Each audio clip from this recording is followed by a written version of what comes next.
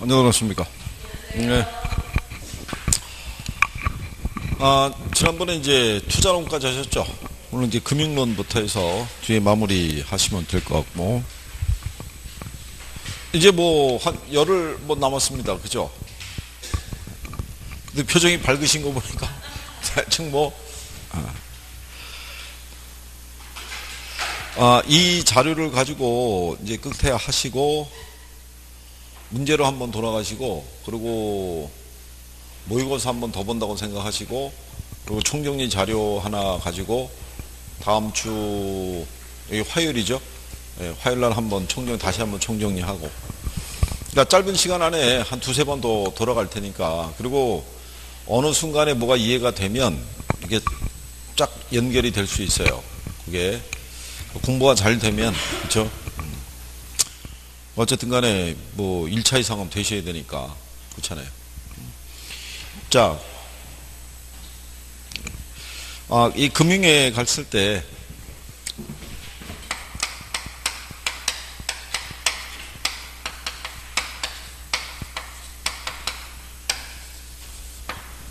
평균적으로 한 4문항에서 한 5문항 이렇게 나온다고 생각하시면 되고, 일단 보편적으로 많이 나오는 게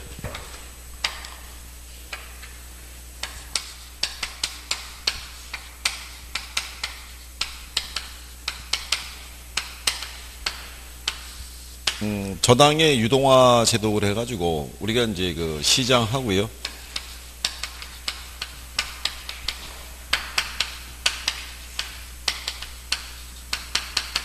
MBS 종류 구별하시면 되고,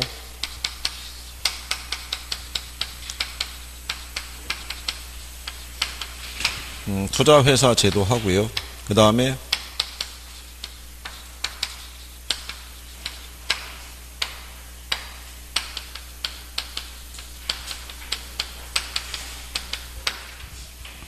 이론에서는 일단 요거 세 가지 정도는 기본으로 정리는 돼 있어야 돼요. 저당의 유동화제도, 부동산 투자회사제도, 그 다음에 고정금리하고 변동금리 있죠. 예, 그거 하고 저당 상환 방법이 있죠. 요거 세 가지가 기본이고요. 그 다음에 계산 논리가 들어올 수 있는데, 원금하고 원리금 균등 요거 계산하는 게 있고요. 그 다음에 최대 융자 가능 금액, 그래서 DTA하고 이제 LTV 적용하는 경우가 있는데, 주택하고 상가 이런 것 있죠. 뭐 그 정도 수준이에요. 그래서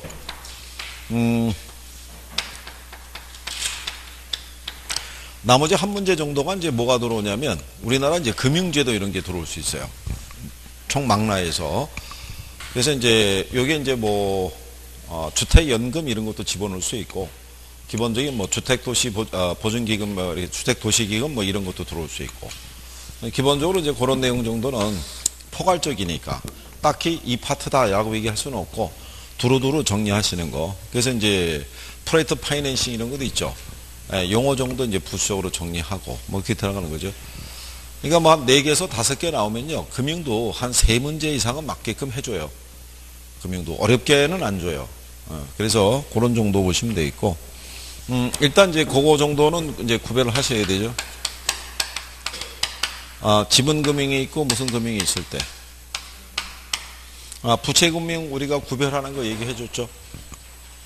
B가 들어가면 무슨 증권, 부채증권 이렇게 해줬어요. 그죠? 기억하시나요?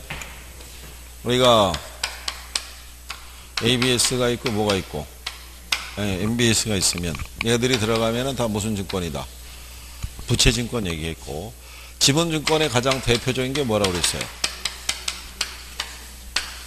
그러니까 거기 이제 내용에서 지분금융회 또는 그 다음에 부채금융회 요거 구별했으니까 그런 정도는 기본적으로 지문 정도로 활용을 해줘요. 예전에 박스로 한 번씩 다 출제를 했어요. 단독으로. 그러니까 그런 내용 정도고요. 대신에 이제 거기 있는 고정하고 뭐가 있을 때 기본적인 성격은 구별해야죠. 고정금리는 우리가 대출 계약을 체결할 때부터 만기가 도래할 때까지 이자율이 정해져 있는 게 고정이자율이죠. 변동이자율은 우리가 일정한 기간마다, 약정한 기간마다 이자율을 조정하는 게 무슨 금리? 변동금리죠. 변동금리 상품을 만들어낸 것은 대출자 입장에서는 이자율 변동이라든가 인플레 위험을 누구에게? 차입자에게 전가시키기 위해서. 그죠? 그래서 요거는 인플레라든가 아니면은 이자율 변동이 있죠. 요 리스크를 누구에게? 차입자에게 전가시키기 위해서 고안된 거죠. 그래서 변동금리는 보시게 되면 기준금리가 있고 무슨 금리가 있어요. 그러면 일정한 기간마다 뭐를 조정하는 거예요? 얘를 조정하는 거예요. 그죠? 얘를 조정할 때 CD하고 뭐 써요? 코픽스 쓴다 그랬죠? 그러면 요 조정주기 있죠? 조정주기가 짧을수록 또는 길수록 어느 게 더 대출자에겐 유리해요? 이게 짧을수록 이런 위험에 대해서 누구에게 전가시킬 수 있다? 차입자에게 전가시킬 수 있다. 이제 그런 거는 이제 기본적으로 정리가 되셔야 돼요. 이건 나중에 이제 우리가 총정리 문제할 때 한번 다룰 거예요. 고정하고 변동하고 비교해서 문제로. 그럴 때 여러분들이 구별이 가능한지. 그렇죠? 일반적으로 문제 주는 게 그거예요. 향후 금리 상승이 예상이 되죠. 무슨 금리로 대출 받는 게 좋아요? 당연히 고정금리죠. 인플레 위험에 대처하기 위해서 우리가 투자론에서 해봤잖아요. 대출자는 무슨 이자율로 대출해 주는 걸 선호해요? 그렇죠. 그런 거 기본적으로. 그렇게 간단한 건데 그런 것도 출제를 해주는 거예요. 그러니까 그런 내용 정도를 기본적으로 정리가 되어 있는지를 확인할 수 있으시면 돼요. 그렇죠? 그 다음에 이제 고정금리 하에서, 그렇죠? 기본적으로 이제 만약에 약정 이자율이 있고 무슨 이자율이 있을 때 얘가 얘보다 이렇게 커지죠. 네. 그럼 차입자는 조기 상환해야 하네요. 시장 이자율이 약정이보다 커지면 조기 상환한다 안 한다? 이런 거는 바로 나와야 돼요.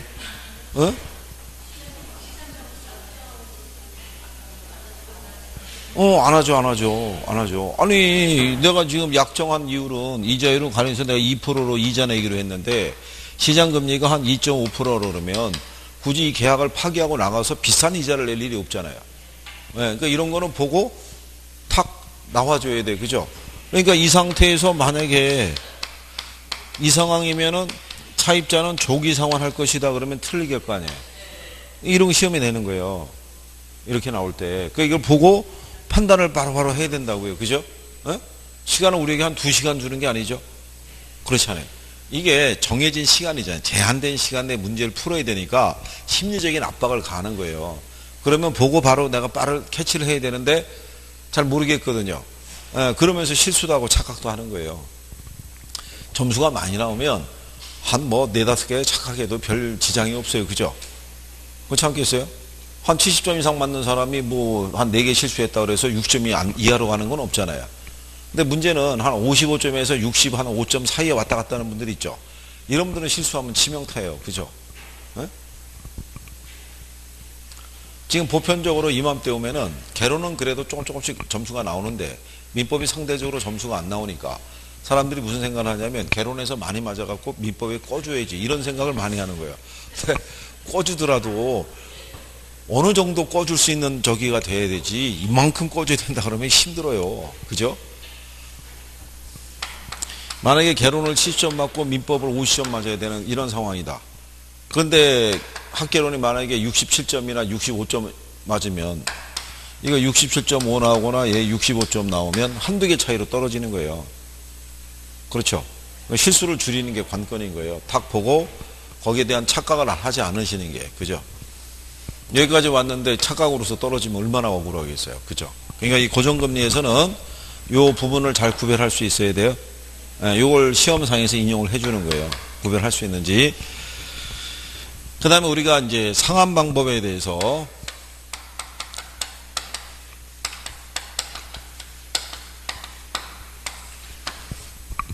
자, 기본적으로 먼저 이렇게 해보죠.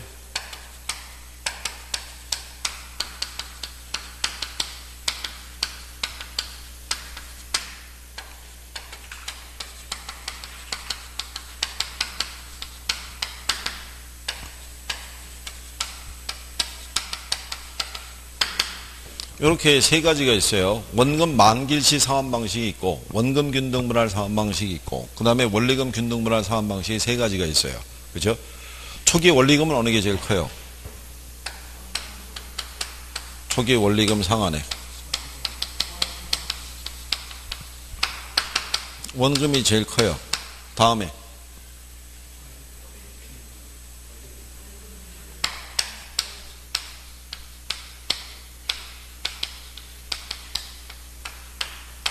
이게 제일 작은 거죠. 원금 만길시 상환 방식은 대출 기간 동안에 이자만 내는 방식이에요. 그러니까 원금 상환이 전혀 안 이루어지는 방식인 거예요. 무슨 말인지 아시겠어요? 만약에 세 가지로 똑같은 조건으로 1억이라는 돈을 갖다가 만약에 이자를 10%를 긁렸다 그러면 얘가 이자 부담이 제일 큰 거예요. 왜냐하면 얘네들은 원금이 상환이 되기 때문에 이자에 대한 부분이 점점 줄는다고요. 근데 얘는 안 줄어들죠. 원금 상환은 안 이루어지고 이자만 내는 구조니까. 그러니까 이자 부담이 제일 큰 방식이 이 방식이에요. 그러니까 만기까지 그대로 간다 그러면 얘들에 비해서 평균적으로 한 30% 이상의 이자 부담이 더 커요. 원금 만기일시 상환 방식이. 그러니까 이런 걸로 대출받은 게 있으면 바로 상환하고 갈아타야 돼요. 그게 이자를 줄이는 방법이라고 생각하시면 돼요. 그러면 초기 원리금 상환액이 제일 많잖아요. 그죠? 그러면 우리가 지난번에 그랬죠. 초기 총부채 상환 비율이 있죠. 초기 총부채 상환 비율은 어느 게 제일 커요?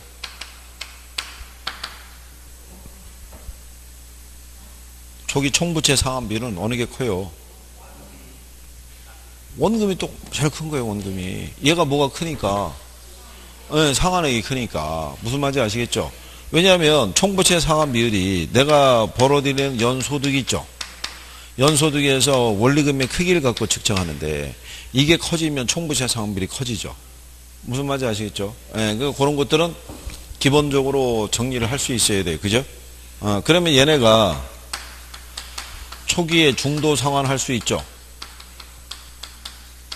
그쵸? 여기 중도 상환하면 이제 상환액이 있을 거 아니에요. 상환액은 어느 게 제일 커요? 상환액은 어느 게 제일 커요? 원금이 안 크죠. 여기 중도 상환하잖아요. 그러면 갚아야 될 돈이 얘가 제일 적을 거 아니에요. 제일 많이 갚았으니까. 그 상환액은 얘가 제일 작은 거예요. 그 다음에 얘가 제일 많잖아요. 원금 상환이 전혀 안 이루어져 있으니까. 무슨 말인지 아시겠어요? 그 착각하시면 안 돼요. 이건 상환액이 갚아야 될 돈이란 말이에요. 만약에 얘가 가장 많이 갚았는데, 그죠? 남아있는 잔액이 그만큼 적을 거 아니에요. 무슨 말인지 아시겠죠? 그 부분을 이해를 해야 돼요. 그래야지 이게 문장에 나왔을 때 안 헷갈린다고요. 무슨 말인지 아시겠어요?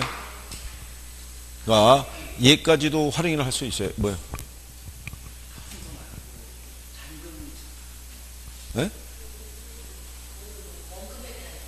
아니, 똑같잖아요. 상환액이 됐든 남아있는 잔금이 있죠. 셋 중에 어느 게 제일 적게 남아있겠어요? 그렇잖아요. 그러면 그 시점에서 갚아야 될 돈도 걔가 제일 적을 거 아니에요. 남아있는 잔금이 적은데 무슨 말인지 아시겠어요? 상환한다는 얘기 결국 남아있는 잔금을 상환한다는 거잖아요. 그럼 잔금이 얘가 제일 작게 남아있죠. 제일 많이 갚았으니까. 무슨 말인지 아시겠어요? 그걸 이해를 잘 해줘야 돼요. 안 그러면 그거 갖고 실수하는 거예요. 요게 작년에 이걸 가지고 출제를 한 거예요. 지문으로. 그리고 여기로 또 넘어가서 틀린 사람들이 많다고요. 또 답은 위에 있는데 괜히 밑으로 내려가지고 이건 휘말려가지고 얘네 이래갖고 얼마나 억울하겠어요. 그죠? 그러니까 셋의 어떤 이제 기본적인 성격 거기 박스로도 해놨죠. 그래서 거기 보니까 초기 저당 지불액에 대해서는 원금은 체감이고 원리금은 균등이라고 그랬잖아요. 초기 저당 지불액은 원금이 크죠. 그러니까 초기 DTI도 원금이 큰 거예요. 무슨 말인지 아시겠나요? 그래서 거기 가면은 네 번째 중간에 저당 잔액이 원금이 제일 적죠. 그러니까 중간에 대부분도 얘가 제일 적은 거예요. 무슨 말인지 아시겠어요? 얘가 이제 원금 균등에서 불리하게 되는 건 뭐냐면 저소득자는 원금 균등으로 대출받으면 불리하죠. 무슨 말인지 아시겠죠? 그러니까 얘네 이거 비교하는 거는 반드시 하셔야 되는데 제가 요거까지 넣어드린 이유는 뭐냐면 실질적으로 우리가 대출받을 때 체증식을 쓰는 경우는 거의 없어요. 실제로 운영이 되는 거는 원금 만기시 상환이나 원금이나 원리금이나 이런 걸 쓴다고요. 그러니까 부동산 대출은 대부분 규모가 크니까 원리금 균등을 많이 쓰고 일반적인 가계나 신용대출 같은 경우는 만기일치 상환 방식 많이 쓴다고요. 그죠? 여러분들이 왜 저기 마이너스 통장 있죠? 네, 마이너스 통장도 그거잖아요. 여러분이 쓴 돈에 대해서 1년 약정을 했으면은 기간 동안에 뭐만 내요? 이자만 내잖아요. 약정된 기간이 오면은 원금을 갖다가 이게 갚는 거 아니에요. 그죠? 다시 또 기간 연장 들어가고. 그러니까 구별 정도 이거 꼭 잘 해야 돼요. 예? 예. 그 다음에 융자 금액을 계산할 때, 여기 이제 계산 문제 중에서 지난번에 이거 설명했죠.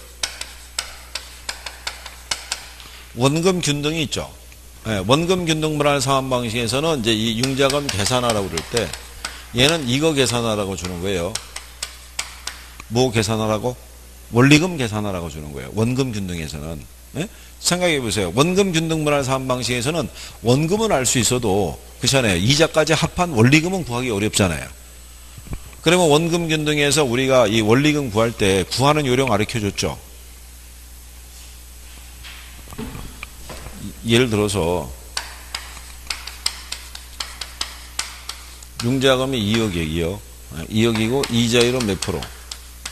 10%. 기간은 몇 년? 10년. 3회차 원리금이 있죠. 이렇게 구하라고 그러면 우리는 먼저 원금을 구하면 돼요. 원금을 구하는 게 포인트니까. 그러니까 원금은 여기 있는 융자금을 뭐로 나누면 돼요? 기간으로 나누면 되죠. 근데 매년 상환 조건이면은 그냥 10으로 나누면 되고 매월 상환 조건이면은 얼마로? 120으로 나누면 되죠. 근데 얘가 그러면 10으로 나누면은 그러면 원금이 얼마 나오겠어요? 2천 나오죠? 예. 거기에다가 이제 이자가 가산이 되겠죠? 이자가 몇 프로예요? 10%. 그러면 2억에 10%면 2천일 거 아니에요. 그죠? 그러면 원금에다 이자를 합한 원리금이 얼마겠어요? 그러면 얘가 지금 1회차일 거 아니에요. 그죠? 그럼 우리가 그때 구하는 건 1회차, 3회차 구하라는 거잖아요. 그럼 우리는 여기서 얼마만큼 빼면 돼요? 얼마만큼 공제시키면 돼요? 얘가 원금이고 얘가 이자잖아요. 그죠? 네, 그러면 원금이 2천이잖아요. 2천에 10%면 얼마예요? 200이잖아요. 여기서 200씩 빼면 돼요. 얘는 고정이잖아요. 그렇죠? 그러면 200 빼면 1800이죠. 200 빼면 얼마? 1600이잖아요. 그럼 3회차가 되면 두 개 합하면 얼마? 3600이 답인 거예요. 무슨 말인지 아시겠어요? 복잡하게 계산할 게 없고 뭐를 딱 구해놓고 난 다음에 원금을 구한 다음에 이 10%를 원금에 대입하면 돼요. 그럼 그거만큼 줄어드는 거예요. 무슨 말인지 아시겠죠? 네. 그러니까 그러면 이런 거는 나올 때 여러분들에게 유리하죠. 이건 특히 여러분들에게 2회차 정도까지밖에 안 줘요. 그럼 맞추라고 주는 거죠. 네. 그래서 그거 해드렸고, 원리금 균등에서는 이거 구하라고 출제해요. 뭐를? 원금을 구하라고. 예? 원리금 균등이니까 원리금은 계산이 돼요. 원리금 계산 어떻게 해요? 저당상수 곱하면. 그러면 똑같은 거예요. 만약에 융자금이 1억이고요. 저당상수가 0.117460 이렇게 돼 있었을 때 가령 예를 들어서 1회차 뭐를 구하라? 원금을 구하라. 이렇게 줄 수 있어요? 없어요? 있을 거 아니에요. 그러면 물론 당연히 조건은 줘요. 이자율은 몇 프로? 10%. 얘는 몇 년? 10년인데 그때 저당상수는 줄 수밖에 없어요. 우리가 계산할 수가 없으니까. 무슨 말인지 아시겠나요? 이 조건에서 이 저당상수 계산하려고 하면 저당상수 써야 되잖아요. 그죠? 그럼 1-1 플러스 이자율 10%니까 0.1에 기간이 몇 년? 이걸 계산을 해야 된다고요. 그러니까 이 계산이 어렵다고요. 그죠? 마이너스의 부호를 없애려고 그러면 이거 분의 1로 바꿔야 돼요. 분수로 또 전환해서. 그거를 일반 계산기 갖고 계산하는 건 불가능하죠. 그러니까는 이거를 줄 수밖에 없는 거예요. 저당상수는. 그러니까 따로 계산하거나 하실 필요는 없어요. 그러면 그냥 1억에다가 얼마로 곱하면 돼요. 그러면 1174만 6천원 이렇게 나와요. 그럼 얘가 뭐겠어요? 원리금인 거예요. 그죠? 네, 그런데 이자율이 이제 몇 프로예요? 둔 게 10%잖아요. 그러면 우리가 1억에 대한 이자율이 몇 프로면? 그러면 1174만 6천 원에서 이자가 얼마겠어요? 그럼 1000만 원이죠. 그럼 원리금에서 뭐 뺐어요? 그럼 남는 게 뭐겠어요? 그렇죠? 그러면 남는 게 174만 6천 원이 원금이 되는 거예요. 이런 식의 배열로 출제하는 거예요. 무슨 말인지 아시겠어요? 그러니까 간단한 요건이란 말이죠. 원금하고 원리금 구하는 거는. 예. 그 다음에 우리가 이제 주택하고 상가하고 이제 융자금 계산하는 것 있죠. 그래서 20페이지에 가면은 그거 한 거죠. 요것도 할 수는 있나요? 계산하는 거? 주택하고 상가?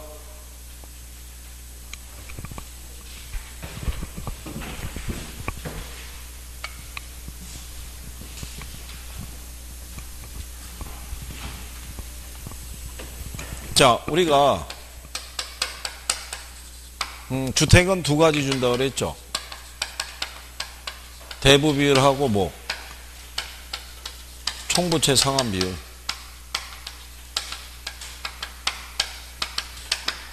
이건 우리가 구할 수 있잖아요. 그죠?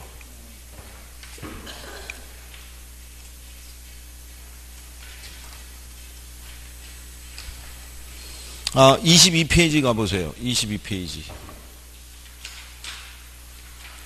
22페이지 가면은 문제 10, 거기 보면은 11번 있죠. 예. 네. 자, 5천만 원의 기존 주택담보대출이 있는 갑은 A은행에서 추가로 주택담보대출을 받고자 한다. A은행의 대출 승인 기준이 다음과 같을 때 갑이 추가로 대출 가능한 최대 금액이 얼마냐 이렇게 줬잖아요. 그럼 거기 보면 갑 소유의 담보평가 가격이 5억 원이죠. 네, 5억 원인데 LTV가 60% 줬잖아요. 그럼 얘는 그냥 5억에다가 그거 60% 곱하면 되죠. 뭐 얼마 나와요? 3억 나오는 거고. 그 다음에 총부채 상환비를 적용할 때는 여기가 뭐라고 그랬어요? 연저당상수고 여기가 연소득이고 여기에다가 DTI 비율을 곱하면 된다고 그랬죠? 그리고 기타 부채가 있으면 그러니까 기타 부채는 이자만 얘기하는 거예요. 그러면 여기다가 대입이죠. 단순 연저당상수가 얼마? 0.1로 줄 때가 제일 쉽게 주는 거예요. 위에 거 계산하면 거기에 10배 계산하면 되니까. 근데 거기 보면 우리가 소득을 얼마를 줬어요? 4천만 원 줬죠? 4천만 원이고 DTI 비율을 몇 프로를? 4천에 50%면 얼마겠어요? 2천이잖아요. 그죠? 근데 거기 보면 뭐 이자를 내거나 뭐 그런 건 없잖아요. 그죠? 그러면은 2천을 0.1로 할인하면 얼마 나오겠어요? 2억 나오죠. 그렇죠? 근데 우리가 둘 중에 대출 조건 그 승인 기준을 충족하려면 둘 중에 작은 거 선택해야 되죠. 근데 2억을 우리가 구하고 난 다음에 문제에서 뭘 줬냐면 5천만 원의 기존 주택담보대출이 있다고 그랬어요. 그러니까는 2억에서 얼마 빼줘야 돼요. 네. 그래서 1억 5천 구하면 돼요. 1억 5천. 여기서 요거 안 빼는 거, 그것만 또 유념하면 되죠. 왜냐하면 문제를 읽다가 막 풀다가 보면 걔를 까먹어요. 5천만 원의 대출이 있다는 사실 자체를. 네, 그러면서 틀리면 곤란하다는 얘기죠. 그죠? 네, 그런 거. 그러니까 특이한 사항이 있으면 거기에다가 형광펜이 있잖아요. 갖고 가서 그걸 거기다 체크를 다 해버려야 돼요. 이제 뭔가 색깔이 있으면 사람이 네, 그걸 보게 된다고요. 무슨 얘기인지 아시겠나요? 형광펜은 칠해도 여러분들 해봐서 알지만은 글자가 안 보이거나 그런 건 아니잖아요. 근데 우리가 볼펜이나 뭐 이게 뭐 샤프 이런 걸로 하게 되면 그게 진해지게 되면은 그게 약간 확인할 때 어려움이 있어요. 그러니까 크게 확인하기 위해서는 걔들 활용하는 게 필요해요. 그래서 이건 이렇게 구하는 거고. 그 다음에 그 밑에 가면은 자, 시장 가격이 6억 원이고 순영업소득이 연 4,500만 원인 상가를 보유하고 있는 A가 추가적으로 받을 수 있는 최대 대출 가능 금액 물어봤죠. 상가는 어떻게 구한다고 그랬어요? 상가도 똑같아요. 이거는 똑같아요. 무슨 비율? 그 다음에 이제 현금 수지 기초로 구하는 거는 여기가 뭐 이게 부가 뭐예요? 부채 감당률. 그 다음에 여기다가 당하면 저당상수. 여기는 뭐 순영업소득. 무슨 말인지 아시겠나요? 여기는 무슨 소득? 여기는 부채 감당률. 여기는 요것만 대입하면 돼요. 그러면 이 숫자 다 줘요, 안 줘요? 다 주죠. 거기 가면은 자, 순영업소득은 얼마? 네, 4,500이고 거기 보면은 자, 부채 감당률이 1.2고요. 저당상수가 0.1이죠. 곱하면 0.12 나오죠. 그렇죠? 그러면은 4,500을 0.12로 할인하면은 얼마 나와요?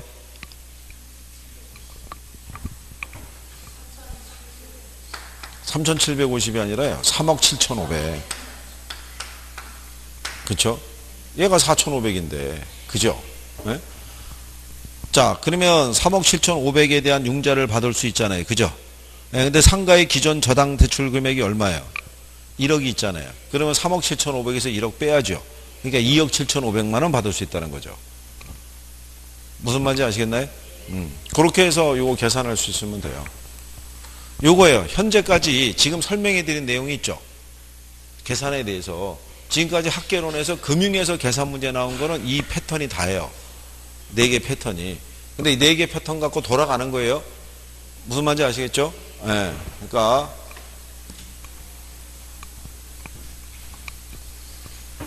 그런 정도는 여러분들이 확인이 가능하셔야 돼요. 무슨 얘기인지 아시겠죠? 자, 그래서 우리는 먼저 문제로 가셔서 21번 있죠? 21페이지. 거기 그 문제 13번 있죠? 네, 거기서 또 한 건 이제 쭉 한번 이제 확인해 보면 1번의 주택금융에 대한 설명으로 옳은 거 물어봤어요. 그죠? CD금리가 상승하면 CD금리를 기준금리로 하는 변동금리 주택담보대출의 금리는 상승해요? 하락해요? 이건 상승하겠죠. 다른 조건이 동일할 때 변동금리 주택담보대출의 조정주기가 어떨수록? 그렇죠. 자, 대출금리가 고정금리일 때 대출 시점의 예상 인플레이션보다 실제 인플레이션이 높아지면 금융기관은 이익이에요? 손해예요? 손해인 거예요, 손해. 그러니까 이게 제가 이 지문을 이렇게 드린 이유가 뭐냐면 시점도 똑같잖아요. 맞는 지문 들어오든 아니면 틀린 지문 들어오든 둘 중에 하나잖아요. 그러니까 조건을 보고 내가 빨리 초이스를 할 수 있어야 돼요. 무슨 말인지 아시겠나요? 네, 그걸 자꾸 연습을 하셔야 돼요. 그 4번에 보면 시장 이자율이 약정일보다 어떨 때 조기 상환해요? 높아질 때, 낮아질 때? 그렇죠. 시장 이자율이 싸면 내가 기존에 대출 이자를 비싸게 주고 있다는 얘기잖아요. 그러면 조기 상환한다는 얘기예요. 무슨 말인지 아시죠? 네. 기준금리에다 가상금리를 합해서 결정되는 이자율은 무슨 금리? 변동금리잖아요. 변동. 주택담보대출 시장을 몇 차 시장이라고 그래요? 1차 시장이죠. 주택연금은 조기 상환이 가능하죠. 조기 상환에 따른 수수료 부담하지 않죠. 이자율은 무슨 금리? 변동금리 쓴다고 그랬어요. 그죠? 자, 특정 프로젝트로부터 일정한 현금 흐름이 예상될 때 사전 계획에 따라 미래에 발생할 현금 흐름과 사업 자체 자산을 담보로 조달하는 방법을 그렇죠. 프로젝트 파이낸싱이라고 그랬어요. 그 다음에 이제 14번에 보면 고정금리 대출 시의 저당 상환 방법을 물어봤죠. 1번에 대출 기간 중에 중도 상환할 때 원금 만기 시 상환 방법이 원금 균등보다 대부 비율이 더 높아야 낮아요? 얘가 대부 비율이 더 높죠. 갚은 게 없으니까. 그렇죠? 2번에 가면 원금은 매기간마다 원리금 상환액은 상환기간 내내 어떻게 돼요? 그렇죠. 얘는 체감식이라고 그랬잖아요. 원금 균등은. 그 다음에 3번에 보면 원리금 균등의 경우 원리금 상환액은 대출 거기 잔금이라고 돼 있죠. 예, 대출 원금의 저당상수를 곱해서 산정하고 그 다음에 상환기간 동안의 원리금 상환액 중에서 기간 초에는 뭐가 작게 돼요? 그렇죠. 원금 상환이 작게 되는 거예요. 원리금 균등 변화에서 그 구조는 반드시 기억해야 돼요. 1회차 이자액은 원리금이 원금에 비교할 때 어떻대요? 1회차 이자액. 대출 조건이 같다는 가정에 1회차 이자액은. 같죠. 1회차 이자액만 같죠. 1회차만. 원리금이 같은 게 아닌 거예요. 자, 원리금은 원금에 비해서 초기에는 원리금의 지불액이 많아요, 적어요? 적죠. 원금이 제일 큰 거예요. 그 다음에 원금은 대출자 입장에서 볼 때 원금 회수 위험이 원리금보다 상대적으로 커요, 작아요? 원금 회수 위험이 제일 작은 거는 뭐예요? 원금 균등이 제일 작은 거예요. 제일 많이 상환이 들어가니까. 무슨 말인지 아시겠어요? 그 다음에 7번에 가면 원금보다 원리금의 총 이자 누적액이 더 커요, 작아요? 원리금이 더 큰 거예요. 상환이 더디게 이루어지니까 그만큼 이자를 더 많이 내야 돼요. 그 다음에 원리금은 원금에 비해서 대출 초기에 소득이 낮은 차입자에게 유리해요, 불리해요? 유리하겠죠. 중도 상환 시 차입자가 상환해야 되는 저당장금은 원리금이 원금보다 커요, 작아요? 얘가 크겠죠. 그렇죠? 그 다음에 주택 구입을 위해서 은행으로부터 2억 원 대출 받았다. 이거 계산하는 것도 있죠. 아까 요령해드렸죠. 예. 예, 그러면 거기 보면 대출 기간이 몇 년이에요? 20년이잖아요. 2억을 20으로 나누면 그죠? 1,000만 원 나오죠. 1,000만 원. 1,000만 원 나왔고 이자율이 몇 프로예요? 그러면 2억에 10%면 2천만 원이잖아요. 그죠? 그러면 이런 얘기잖아요. 1,000만 원 쓰고 1회차 이자액이 얼마예요? 2천이잖아요. 근데 이자율이 몇 프로라고 줬어요? 그러면 여기서부터 얼마씩 줄어든다는 얘기예요. 1,000에 10%면 100만 원이잖아요. 100만 원씩 준다고요. 100만 원씩. 그러면 얘가 얼마? 1,900. 얘가 1,800. 그럼 두 개 합하면 얼마겠어요? 3회차 2,800. 계산되잖아요. 그죠? 무슨 말인지 아시겠나요? 그런 요령으로 구하면 되는 거예요. 그러면 이런 정도까지는 뭐 해볼 수 있나요? 계산에 대해서? 그래요. 자, 그 다음에 이제 앞으로 돌아가셔서 20페이지 가보시는 거죠.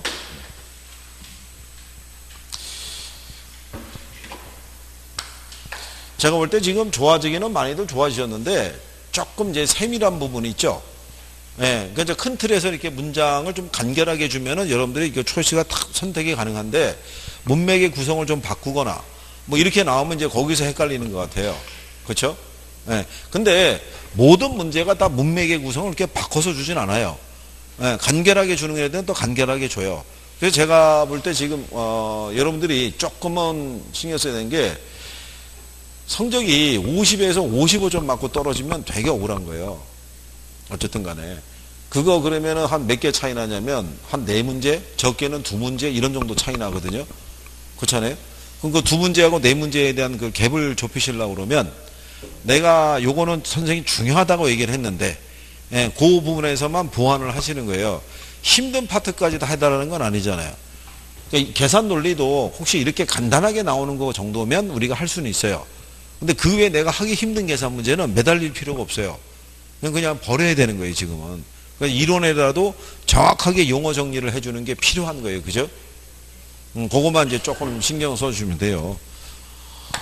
자, 그리고 거기 보시면 증권에 대한 관계에서 얘도 시험에 매년 나와요. 증권에 대해서. 근데 우리가 이 저당 시장의 구조 했었죠. 저당 시장이 1차 시장이 있고 뭐가 있어요? 2차 시장이 있죠. 그럼 여기 차입자가 있고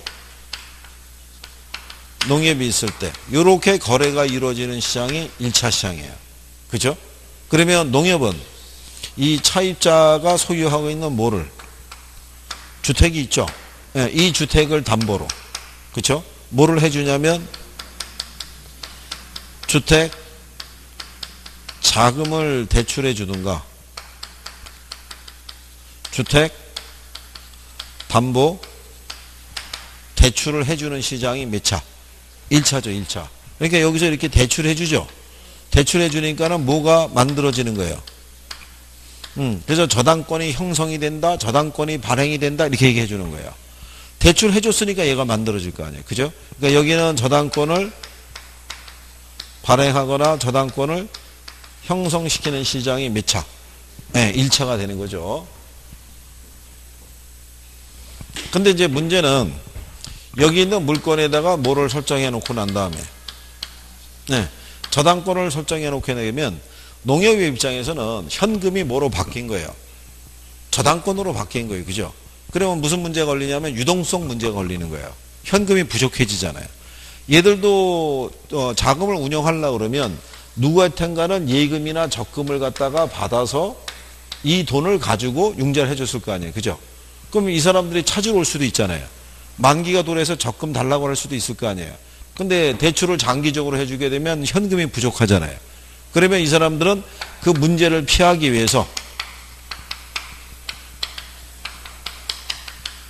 유동화 중개 기간이라고도 얘기를 하고요. 뭐 2차 대출 기간. 우리나라에서는 누가 그 역할을 한다고 그랬어요?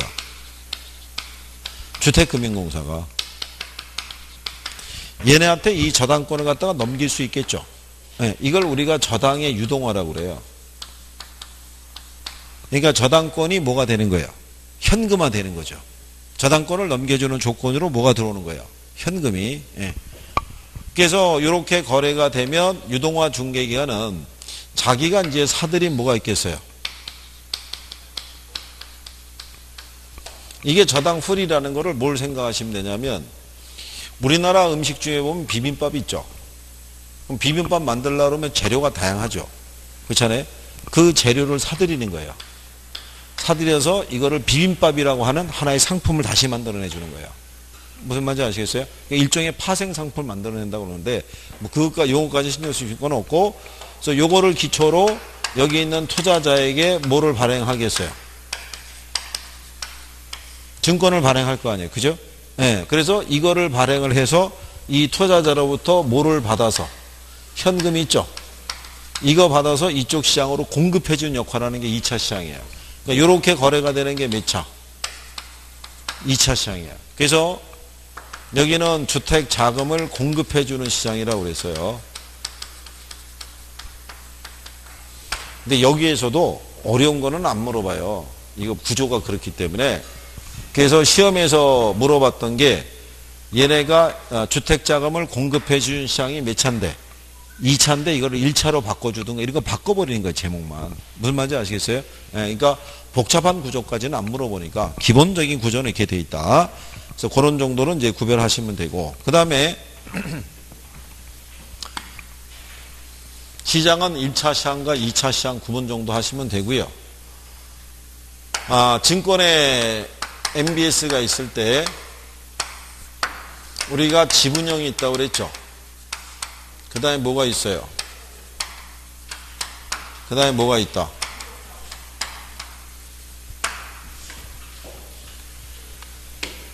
여기 들어가는 게 이제 MPTS가 있고요. MBB가 있고, MPTB가 있고,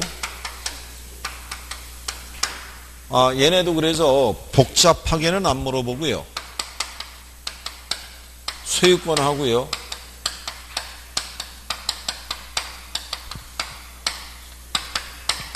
원리금 수취권을 갖고 있는 사람이 뭐를 부담해요? 조기상환 위험을 부담하는 거예요. 이렇게. 그래서 우리가 얘는 이걸 누가 갖고 있고 이거는 누가? 근데 이제 여기 혼합형인 애들은 공통점은 소유권을 누가 갖고 있다? 발행은행이 갖고 있고 이거를 누가? 투자자가. 그래서 얘네가 혼합형이라는 거예요. 이렇게 섞여 있어서. 그러면 가만히 보면 소유권이 있죠. 소유권. 소유권을 투자자가 갖고 있는 건 얘 하나밖에 없어요. 나머지는 다 누가? 나머지는 다 발행기관이 갖고 있는 거예요. 무슨 말인지 아시겠어요? 그러니까 이걸 갖고 착각하시면 안 되죠. 소유권을 오로지 투자자가 갖고 있는 거는 MPTS 하나밖에 없는 거예요. 나머지 애들은 다 발행기관이 갖고 있는 거예요. 그러면 MBB를 제외한 나머지 애들의 원리금 수취권은 다 투자자가 갖고 있는 거죠. 무슨 말인지 아시겠죠? 네, 그거는 반드시 숙지를 해 주셔야 돼요. 이 관계에 대해서. 그리고 계층이 다양한 애는 누구 하나밖에 없다. 그리고 얘가 지분형이라는 것은요, 말 그대로 담보 부동산 있죠. 이 부동산의 소유권에 대한 지분을 갖고 있는 게 아니라 이 저당권의 지분을 갖고 있다 이런 얘기예요. 무슨 말인지 아시겠죠? 네, 그러니까 그런 구조로 얘네 셋의 요 기본적인 성격 정도까지만 정리가 돼 있으시면 간결하게 맞출 수 있게끔 줄 거예요. 이거를 수험생들이 싫어해요. 당연히 싫어하죠. 처음 보는 구조인데 1차, 2차 시장의 역할을 구별을 하고 나오는 증권의 성격을 다 알고 이러기는 참 어렵다는 얘기죠. 그리고 또 하나 여기 보게 되면 MPTS를 제외하고 나머지 애들은 소유권을 누가 갖고 있어요? 발행기관이 갖고 있잖아요. 그럼 결국은 발행기관이 이 증권을 발행한다는 얘기는 자신의 신용을 기초로 해서 발행하는 거잖아요. 근데 신용만 갖고는 투자자가 안심할 수가 없죠. 그러니까 뭐를 같이 제공해 줘야 돼요? 그렇죠. 담보를 제공해야 돼요. 담보를. 그래서 여러분 시험상에 MBB의 경우 초과 담보를 제공한다라고 얘기를 해준 거예요. 무슨 말인지 아시겠어요? 담보물의 가액이라는 것은 발행 가액의 한 120에서 한 150% 수준이에요. 그러니까 초과 담보를 제공한다라는 것까지만 기억 정도 해주시면 돼요. 무슨 말인지 아시겠죠? 그래요.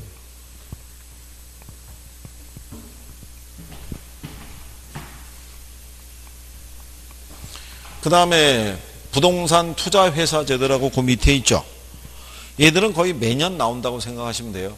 그러니까 올해도 시험장에 가시면 아마 만날 가능성이 상당히 농후하죠. 특히 올해는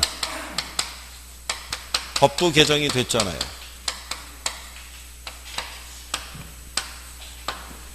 이 안에서의 자기관리, 위탁관리, 기업 구조적 부동산 투자회사의 역할 정도는 알고 있나요? 실체가 있는 주식회사는 뭐 하나밖에 없어요. 자기관리 하나밖에 없어요. 위탁하고 기업 구조정은 명목회사예요. 명목회사. 그렇죠? 그래서 얘네 우리 기초할 때 이게 설립자본금이 있죠. 이게 자기관리고 위탁이고 기업 구정이고 최저자본금이 있죠. 얘는 얼마? 그러면 여기서 얘들이 있죠. 얘들만 이게 치읓이에요. 어? 최저자본금 70이라고. 아니냐, 이걸 앞에 거 뭔지도 모르고 있다 부르면 무조건 5억이라고 그러시니까. 그렇잖아요? 또 안 되면 9구단 해봤죠. 57에 35예요. 무슨 말인지 아시겠죠? 어? 그러니까 해놓고 나면 아마 헷갈리지는 않을 거예요. 치읓이 같아야 되니까. 그래서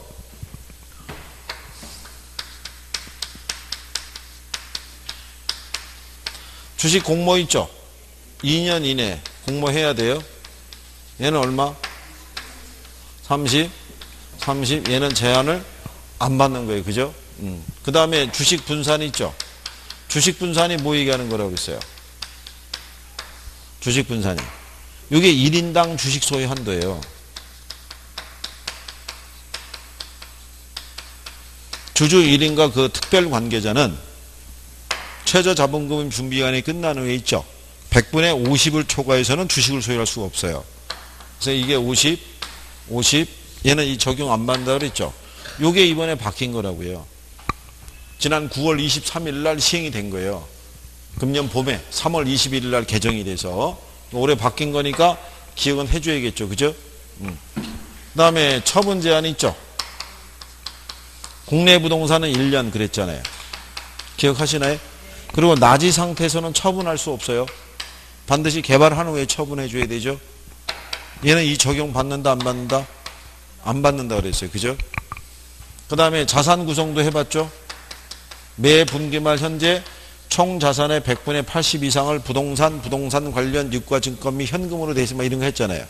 얘는 역시 이 적용 받는다 안 받는다? 안 받는다. 그래서 그 네 가지가 특례라고 그랬었어요. 그죠? 그래서 그런 기본적인 구조는 정리가 되어 있는지 여부를 확인할 수 있어야 돼요.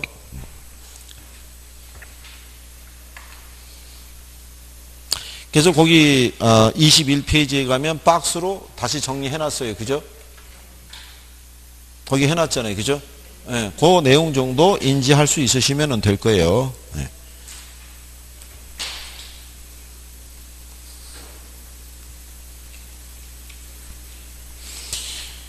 실상은 이제 자료가 들어가게 되면 어느 거를 보더라도 60점을 맞을 수 있는 단초는 다 드리는 거예요. 그거는. 근데 이제 얼마나 이제 그거를 내가 소화하느냐에 따라 이제 틀려진다는 얘기죠. 그렇죠? 네, 그러니까 그 정도만 잘 인식하셔서 정리하시면은 무난할 거라고 생각을 해요. 그리고 안 되는 거를 가지고 집착하지 마시고 되는 거를 확실하게 내 것으로 소화하는 게 중요해요. 그리고 단원마다 얘기해 주잖아요. 여기서 뭐가 중요하고 얘가 나올 가능성이 개연성이 제일 크다고 그랬잖아요. 그걸 이제 자꾸 보완을 하세요. 그리고 잊어먹는 것 있죠. 그거는 당연한 거예요. 그죠? 안 보면 잊어먹게 돼 있고 낯설은데 그게 내 이 안으로 박히고 그러지는 않잖아요. 그죠? 예? 근데 해보면 어떻게 돼요? 는다고요. 그죠? 해보면 늘어요. 해보면. 아, 요즘도 이렇게 뭉쳐서 공부하시나요? 어? 아, 그래요? 아니, 요즘도 하여간 뭉쳐갖고, 여기는 하여간 한 분이라도 여기서 또 누락되면, 그 참 얼마나 그래요. 그죠? 섭하잖아요? 그러니까 가급적이면 같이 뭉쳐서 할 수 있도록. 자, 그 다음에 이제 우리가,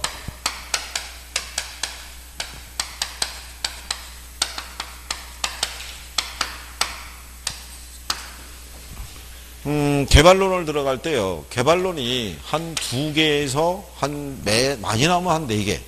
근데 평균적으로 기본 한 2문제 정도는 나와요. 2문제. 자, 그런데 여기서 이제 우리가 하는 것은, 개발의 단계 있죠. 이거 한 거 기억하시나요?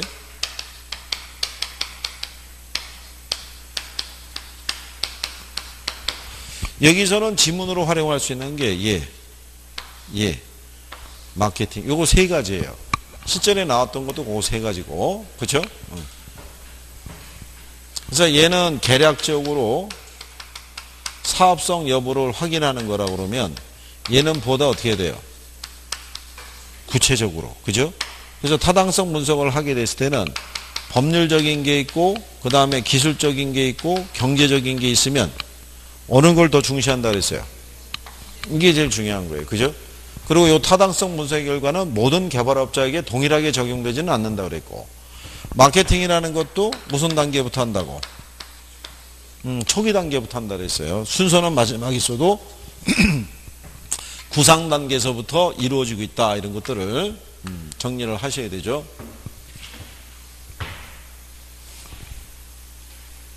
그 다음에 이제 뭐를 또 하나 해보셔야 되냐면, 개발의 위험이 있죠? 예. 위험도 기억은 해야 돼요. 위험하면 뭐 있었어요? 위험. 법적인 위험이 있었죠? 또? 시장 위험이 있었죠? 또? 비용 위험이 있었잖아요. 그죠? 예. 그러면 법적인 위험의 종류는 뭐냐면, 뭐 용도 지역 지구 제도 있죠. 이게 변경이 된다든가. 그렇죠? 그래서 뭐 건폐율 용적률에 대한 적용 기준이 달라진다든가 이렇게 되면은 강남의 재건축 사업이 지지부진했던 이유가 그것 때문에 했잖아요. 층수가 50층 이상으로 재야겠다. 그거는 인허가 안 된다. 뭐 이렇게 부딪혔다가 내년부터 초과이익 환수제 뭐 이런 거 시행한다니까 바로 들어간 거죠. 그래서 어쨌든 간에 얘네들이 변경이 되면 사업자 입장에서는 수익성이 악화될 수도 있으니까 이건 없어요. 추가해드리는 거예요. 지금 찾으시는 거예요? 안 찾아도 돼. 지금 추가해드리는 거예요. 정리하라고. 그러면 이때 법적인 위험을 줄이기 위해서는 어떻게 하면 된다 그랬어요? 이거. 이용 계획이 확정된 부지를 사용하는 거예요. 이거를. 그러면 시장 위험은 뭐가 있었어요? 시장 위험은. 경기 침체로 인해서 공실에 대한 뭐 장기화. 그럼 이게 공실이 장기화된다는 얘기는 미분양이 길어진다는 얘기잖아요. 그러면 분양가나 임대료를 싸게 책정할 수밖에 없죠. 그럼 자기가 원하는 수익률이 충족이 안 되죠. 예. 그래서 이런 거를 줄이기 위해서 우리는 초기에 뭐 하는 거예요? 매도 또는 임대를 통해서 위험을 수요자에게 전가시키는 방법이 있고, 비용 위험이라는 거는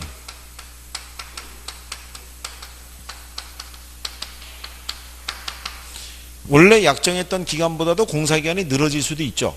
그럼 추가적인 위험 부담이 발생할 수 있잖아요. 이걸 줄이기 위해서 뭐 한다? 최대 가격 보증계약을 체결할 수도 있는 거죠. 그러니까 이런 것까지는 이제 추가적으로 정리를 해 놓으시는 거죠. 사업위험은 통상 얘기하면 사업위험 안에 얘도 들어가 있어요. 근데 이제 개발화에서는 그 지난번에 설명한 것처럼 매장 문화재의 출토 등은 사업상 위험에 해당이 된다. 이렇게 분리를 시켜버린 거예요. 여기서. 예.